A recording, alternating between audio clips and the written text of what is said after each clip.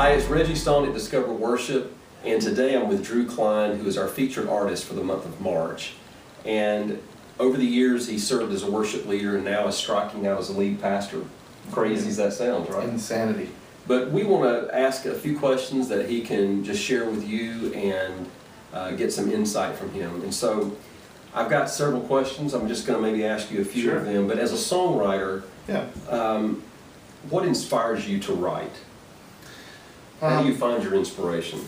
Well, living in Nashville, there's a lot of songwriters that they write a lot. Yeah. And I don't really write a whole lot. Mm-hmm. I write, for me, it's a more genuine approach of write when I've got it. You know, when I'm going through something in my spiritual life or in my walk or in my quiet time or something, God lays some idea or some theme on my heart.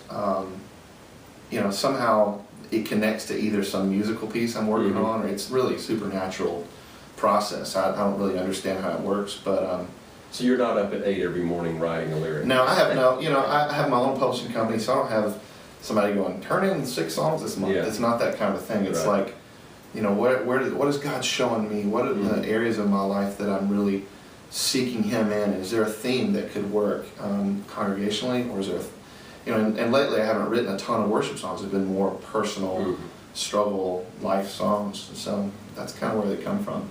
Awesome. Well, how about, since we're on inspiration, what inspires you to worship?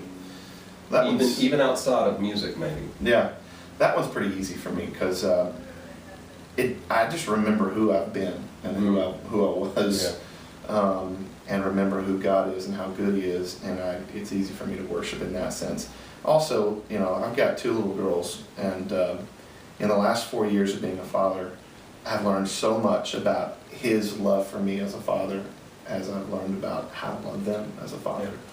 And I'm understanding His grace is so much deeper to me now that I know I have grace for my kids. I was taking a little girl Daisy to bed just a night or 2 ago, and I said, you're not in trouble for getting out of bed this time. That's called grace. And she's like, what's that? You know, it's such a cool moment to go, well, grace is when you deserve a spanking, but you're not going to get one because I love you. And so it was a cool moment to kind of parallel that with her and help her understand that this was something she was getting. This was a gift to her. And she was like, she even laughed, oh, good, you know. And I just thought, man, I need to go, oh, good.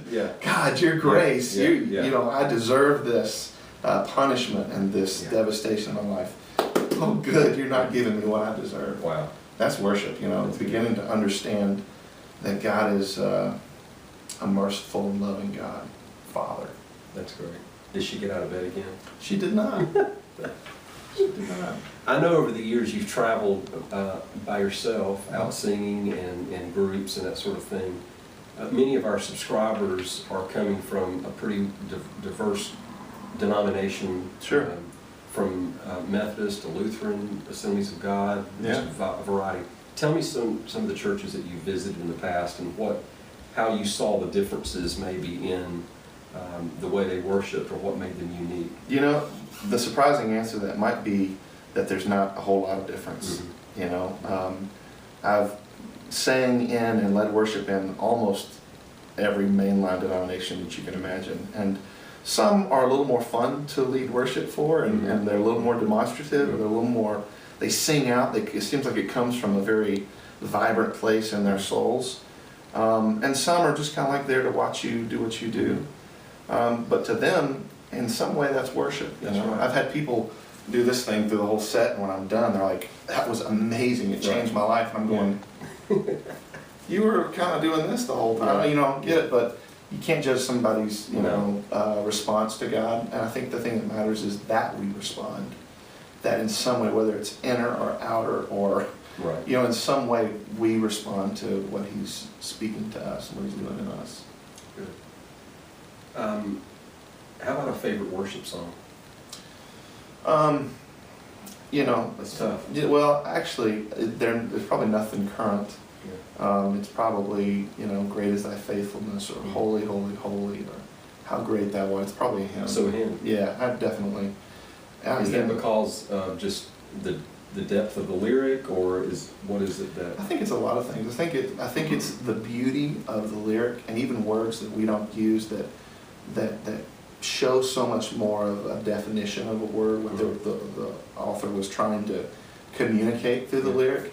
But I think there's also a connection to my past and to growing up in church, and when really I didn't really know what worship was. They were just songs that I didn't like, you know. And so now that I get it, it's so beautiful to kind of go back to those songs and just I love it. Praise Thy Faithfulness, that's my favorite. Oh, incredible. It probably is my favorite, actually. I love it. I was going to ask you what your favorite